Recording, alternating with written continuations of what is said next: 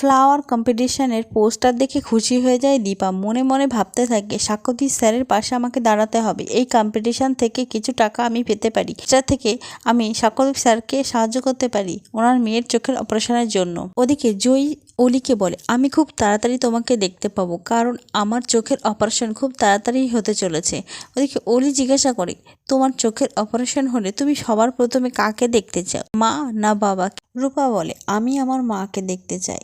হাজার কষ্ট অভাবের মধ্যেও আমার মা কিন্তু আমাকে ছেড়ে যায়নি, আমার হাতটা ছেড়ে দিয়েছে আমার বাবা, তাই আমি বাবাকে নয় আমার মাকেই চাই। অন্যদিকে দেখা যায় সূর্য জয় আর উর্মির ফ্ল্যাটে যায়, সেখানে গিয়ে দীপার সাথে দেখা করবে বলে, কিন্তু দীপা সেখানে থাকে না। দীপা জয়ের ওই অপমান মেনে নিতে না পেরে সেখান থেকে বেরিয়ে যায়। সূর্য জয়কে বলে তোর সাথে আমার অনেক ইম্পর্টেন্ট কথা আছে। সেই মুহূর্তে চারু সূর্যের ফোন করে জানায় যে অলি কিছু একটা সন্দেহ করে হাসপাতালে গেছে, তুমি হাসপাতালে আছো কিনা জানার জন্য, তুমি এক্ষুনি হাসপাতালে যাও।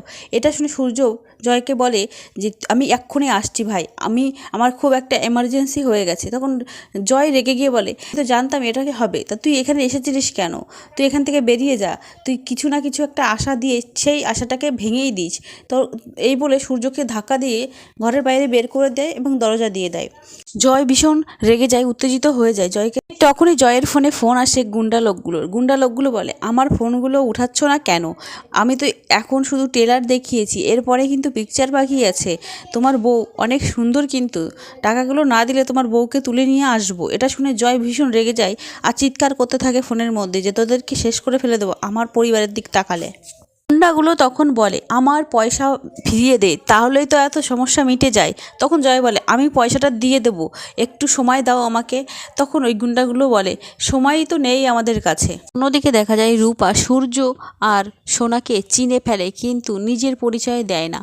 বারবার রূপা সোনার কাছে জানতে চায় তোমার মাকে। তখন সোনা বলে কেন, তুমি তো দেখলেই চারু। বলে কি না, ও চারু তোমার মা না, তুমি যে মায়ের কথা বলো যে মা তোমাকে মেরে ফেলতে চেয়েছিল সেই মা কোথায়, আমি তার সাথে দেখা করতে চাই। রূপা ভীষণ উত্তেজিত হয়ে পড়ে। সোনা যে তার মায়ের সম্বন্ধে বাজে বাজে কথাগুলো বলেছিল, সেই কথার প্রতিবাদ রূপা আজ করছে। রূপা তার মায়ের হয়ে প্রতিবাদ করছে। রূপার সেই তেজ, সেই জেদ, সেটা সূর্য লক্ষ্য করতে পারে। আর সে ভাবতে থাকে সেই রূপার কথা, ছোট্ট রূপার কথা, যে ছোটবেলায় তার মায়ের হয়ে কথা বলতো, তার মায়ের হয়ে প্রতিবাদ করত। সেই প্রতিবাদের ভাষা দেখে সূর্যের মনে হয় যে এই জয়ী হচ্ছে তার হারিয়ে যাওয়া রূপা। সূর্য জয়ীকে বলে তুমি কে, তুমি তো জয়ী নও, তুমি তোমার পরিচয় আমাকে জানাও। তখন তার সেই পুরনো কথাগুলো ভাবতে থাকে, যেদিন তার বাবা তার হাত ছেড়ে দিয়েছিল, তারপরেও যখন সে ফিরে এসেছিল তখন সে দেখেছিল যে তা রূপাকে ছাড়াই সে সোনার জন্মদিন পালন করছে, আর সবার সামনে সোনাকে বলে যে আমার একটাই মেয়ে। রূপা মনে মনে ভাবে না, আমি তোমাকে আমার পরিচয় দেব না। সেদিন তুমি আমার হাত ছেড়ে দিয়েছিলে, আজকে তোমার কোনো সাহায্যের প্রয়োজন আমার নেই।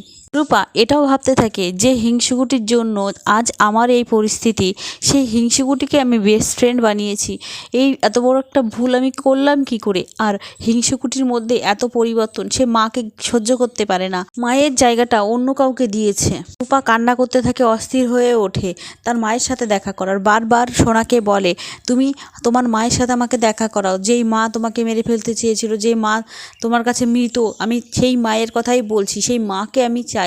সূর্য রূপাকে বলে কে তুই কি আমার রূপা? বল না, তুই তোর পরিচয় বল না, তুই আমার রূপা। সূর্য বলে আমি যেদিন তোকে প্রথম দেখেছিলাম সেদিনই আমার মনে হয়েছিল তুই আমারই খুব কাছের কেউ, তুই আমার রূপা আর আমি তোর বাবা। তখন রূপা বলে বাবারা কখনো সন্তানদের হাত ছেড়ে দেয় না। সোনা সূর্যকে বলে তুমি কি পাগল হয়ে গেছো বাবা? রূপা মা দুজনেই তো মারা গেছে, তুমি কেন ওকে রূপা রূপা বলছো? আমাকে বলেছি না আমার সামনে কখনো ওদের নাম নেবে না। রূপা মনে মনে ভাবে হিংসুকুটি আজ আমার নামটাও শুনতে চাইছে না। ওদিকে দীপা সবটা আড়াল থেকে শোনে। সাক্ষ্যদীপ স্যার দীপাকে সামনে যেতে দেয় না, যে সোনা তাকে দেখে খুব অপমান করবে, কিন্তু